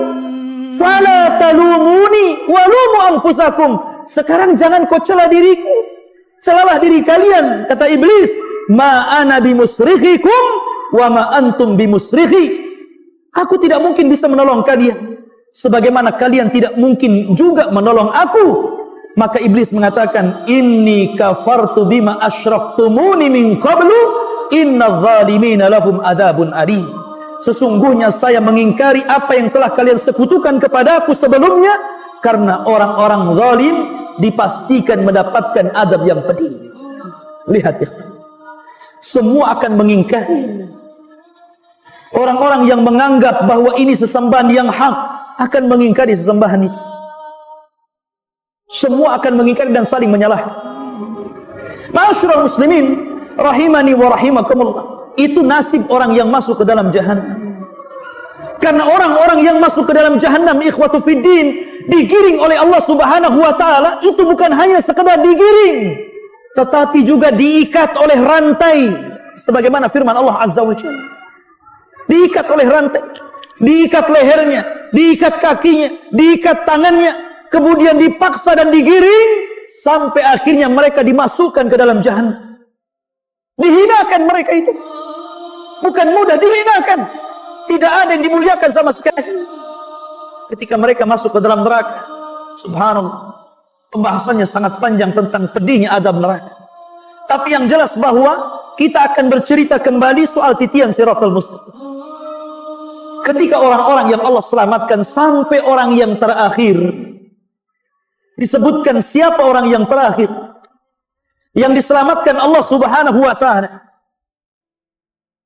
Dari Abdullah bin Mas'ud radhiyallahu anhu, hadis ini dikeluarkan Imam Muslim. Ini orang yang terakhir, dan jangan jadi orang yang terakhir. Kata Nabi sallallahu alaihi wasallam, akhiru man yadkhulul jannah, orang yang terakhir masuk surga, rajulun yamshi 'ala sirah, seorang laki-laki yang berjalan di atas titian siratal mustaqim. Fahuwa yamshi marratan wa yakbu marratan wa tasfa'uhu nara marratan fa idza jawazaha iltafat ilaiha. Orang yang terakhir, kata Rasul, orang yang berjalan sekali-kali, kemudian tersungkur sekali-kali, kemudian tersambar neraka sekali-kali. Dan apabila mereka sudah melewati, maka dia akan melihat ke belakang bagaimana ngerinya neraka. Dan dia pun mengatakan, tabarakalladzi najjani mink, tabarakalladzi najjani mink. Dia mengatakan saking bahagianya, dia mengatakan, sungguh maha suci zat yang telah menyelamatkan aku darimu wahai neraka. Laqad a'tanillahu syai'an ma a'tahu ahadan minal awwalina wal akhirin. Demi Allah, sungguh Allah telah memberikan kepadaku sesuatu yang tidak Allah berikan kepada siapapun, mulai dari orang yang awal sampai orang yang akhir. Saking bersyukurnya, sampai dia mengatakan seperti itu, seolah-olah dia yang pertama selamat, padahal dia yang terakhir. Adapun orang yang pertama, orang-orang yang selamat, Maka disebutkan dalam hadis Thauban, Maula Nabi sallallahu alaihi wasallam qala, "Inna habran min ahbaril yahud sa'ala Nabi sallallahu alaihi wasallam iddatal as'ilah." Ada seorang pendeta atau padri dari padri-padri Yahud berjumpa dan bertanya tentang beberapa masalah di hadapan Rasul. Kemudian dia mengatakan, "Aina yakunun nas yauma tubaddalul ard ghairal ard." Wahai Muhammad, di mana manusia ketika Allah ganti bumi yang kita pijak dengan bumi yang lain yang belum pernah kita pijak? Maka Nabi SAW mengatakan, hum fi dhulmati dunal jisr. Maka mereka berada di kegelapan sebelum mereka berada di titian. Qala faman awwalun nas ijazatan, maka siapakah wahai Rasul yang pertama kali melintasi jembatan Siratal Mustaqim? Maka Nabi SAW mengatakan, hum fuqara'ul muhajirin. Mereka lah orang-orang fakir dari orang-orang yang hijrah awal-awal bersama Rasul dari Mekah ke Madinah. Orang-orang muhajir Allah muliakan.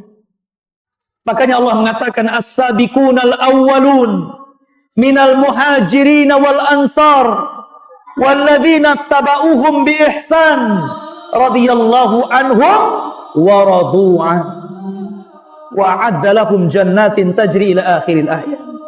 Dan orang-orang yang awal dari kalangan para sahabat Rasul minal muhajirin wal ansar dan orang-orang yang mengikuti mereka dengan baik, Allah ridha kepada mereka dan mereka ridha kepada Allah Subhanahu wa ta'ala. Inilah orang yang pertama melewati Siratal Mustaqim, para fuqara, orang-orang yang fakir dari kalangan orang-orang muhajirin, Bilal bin Rabah, Khabbab bin Arad, dan banyak lagi sahabat yang fakir yang kemudian hijrah bersama Rasul ke Madinah. Kemudian disusul yang lainnya, disusul yang lainnya. Ma'asyiral muslimin yang dimuliakan Allah Subhanahu wa ta'ala, ketika orang-orang itu sudah selamat, para nabi dan rasul selamat, orang-orang yang beriman selamat, tapi ada orang-orang yang sudah Allah takdirkan berada di ujung Siratal Mustaqim, di depannya pintu-pintu surga yang disebut dalam ilmu akidah sebagai qantarah. Qantarah itu jembatan akhir Siratal Mustaqim. Tiba-tiba ada satu kelompok, mereka tiba-tiba dihadang di qantarah. Oleh siapa? Oleh mazalim, oleh perbuatan-perbuatan zalimnya di dunia. Tiba-tiba dia dihadang dengan pembunuhan dia di dunia. Tiba-tiba dia dihadang dengan pencurian dia di dunia. Tiba-tiba dia dihadang dengan penggibahan dia di dunia. Tiba-tiba dia dihadang dengan orang dan mengatakan, hei, dulu engkau yang membunuh aku, yang mengambil hartaku, yang mencaci maki kehormatanku, yang menggibah diriku, yang menyakiti aku, yang merampas hakku, dan begitu seterusnya. Akhirnya dia terhenti dan tidak bisa melanjutkan perjalanan, padahal sebentar lagi akan sampai. Ya kan? Disinilah sabda Rasul, atadruna mal muflisu hadil ummah. Tahu antum siapa orang yang bangkrut di antara umat ini, kata Rasul? Sahabat polos. Dan mengatakan orang yang bangkrut Rasul, orang yang enggak punya dirham, orang yang enggak punya dinar, orang yang gulung tikar, orang yang bangkrut pekerjaannya, itulah orang bangkrut. Kata Rasul, bukan itu hakikat orang bangkrut. Tapi hakikat orang bangkrut adalah orang yang membawa pahala salat, pahala zakat, pahala puasa, pahala sedekah, pahala haji, dan pahala-pahala yang lainnya. Tetapi di satu waktu dia pernah membunuh fulan, pernah memukul fulan, pernah mengambil harta fulan, pernah menghina fulan, pernah mengganggu fulan, pernah mengambil hak fulan. Ketika itu terjadi barter pahala dan dosa, ikhwah. Mana pahala kamu? Nih dosaku. Mana pahala kamu? Nih dosaku. Mana pahala kamu? Nih dosaku. sampai ketika pahalanya habis diambil orang, sementara dia menanggung dosa orang lain, maka dia sudah tidak ada lagi modal untuk meneruskan perjalanan. Ketika ini Allah subhanahu wa ta'ala merintahkan malaikat untuk mengambil dan melempar kembali ke dalam jahannam. Subhanallah. Hati-hati, ada dosa yang sangat ditakutkan Rasul. Dosa itu berkaitan dengan dosa anak Adam. Karena dosa itu walaupun antum sudah mengeluarkan air mata darah, meminta ampun kepada Allah, kalau orang yang antum dolimi tidak reda, tetap saja perhitungan itu bukan hanya di dunia, tapi perhitungan itu yang sesungguhnya di akhirat. Sampai pun ada seorang ulama mengatakan, ya, kalau seandainya orang yang antum gibahi itu kemudian mau memaafkan dengan syarat dia meminta uang yang sangat besar, tebusan yang sangat besar, kasihkan tebusan itu. Karena pada hari itu Allah mengatakan, yauma la yanfa'u malun wala banun illa man atallaha biqalbin salim. Hari itu tidak ada manfaat lagi harta antum yang banyak di dunia ini, anak antum yang sukses di dunia ini, karena yang selamat hanyalah orang yang datang kepada Allah membawa hati yang selamat.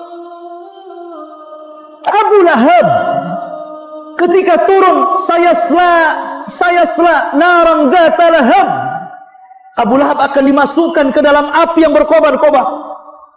Mendengar ayat ini dibacakan orang-orang, kemudian Abu Lahab marah dan berpidato di hadapan orang Quraisy dan mengatakan, kalau memang yang dikatakan Muhammad itu benar, bahwa saya akan dimasukkan ke dalam neraka, saya punya harta banyak, kata Abu Lahab. Saya akan tebus neraka dengan harta. Anakku sudah sukses, saya akan tebus dengan anak-anakku. Maka Allah katakan, ma aghna anhu maluhu wa ma kasab. Tidak ada lagi manfaat harta dan anak-anak wahai Abu Lahab. Tidak akan ada. Tidak ada yang bisa. Karena ketika itu Allah subhanahu wa ta'ala saja, ketika kiamat dibangkitkan kemudian tidak ada manusia yang hidup, Allah sudah mengatakan, anal malik aina mulukud dunia. Saya raja kalian, di mana raja-raja dunia yang congkak itu? Tidak ada lagi. Maliki yaumiddin. Dialah raja di hari kebangkitan. Orang itu dibangkitkan tidak bawa harta. Makanya Rasul mengatakan, khufatan, uratan, ghurlan.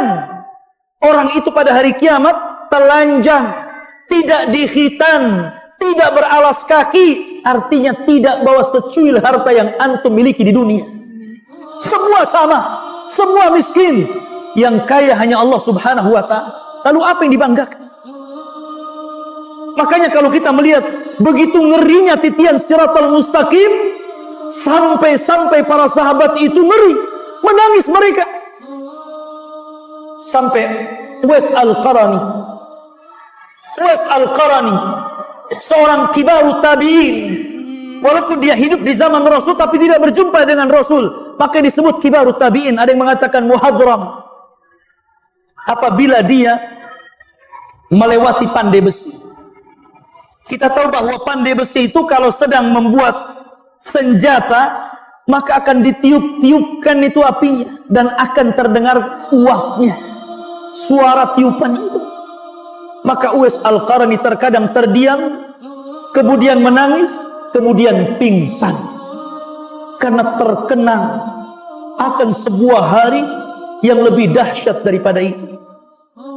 Makanya Nabi SAW ketika mensifati api yang ada di neraka, kalaulah api yang ada di dunia ini untuk mengazab penduduk neraka itu sudah cukup. Api di dunia ini untuk mengazab penduduk neraka sudah cukup, karena api di dunia bisa menghancurkan apapun yang dilahapnya. Tapi Allah subhanahu wa ta'ala ingin melipat gandakan panasnya, sehingga Allah lipat gandakan api di dunia ini menjadi 70 kali lipat panasnya. Karena api di dunia ini satu bagian dari 70 bagian panasnya api neraka. Kalau satu bagian saja sudah menghancurkan dunia, kalau seandainya membakar seluruhnya, Anda bisa bayangkan kalau ada rumah kebakaran, kalau ada sumur gas yang mengeluarkan api, Anda bisa bayangkan api-api itu. Makanya kenapa kemudian Allah Subhanahu wa taala mengingatkan tentang api? Afara'aitumun nar. Afara'aitumun nar allati turun. Tidakkah engkau melihat api yang kau nyalakan itu? Dan ibu-ibu itu paling banyak melihat api karena di dapur. Kalau bapak-bapak yang merokok hari-hari tengok api. Ya kan? Tidakkah engkau lihat api dunia yang sering kau lihat itu? Maka Allah mengatakan, "Aantum ansha'tum syajarataha am nahnul munsyi'un?" Apakah kalian yang menyalakannya atau kami yang menyalakannya? Nahnu ja'alnaha tadhkiratan. Kami jadikan api dunia ini sebagai tadhkirah, sebagai pengingat akan api yang lebih besar dibandingkan api ini. Harusnya itu.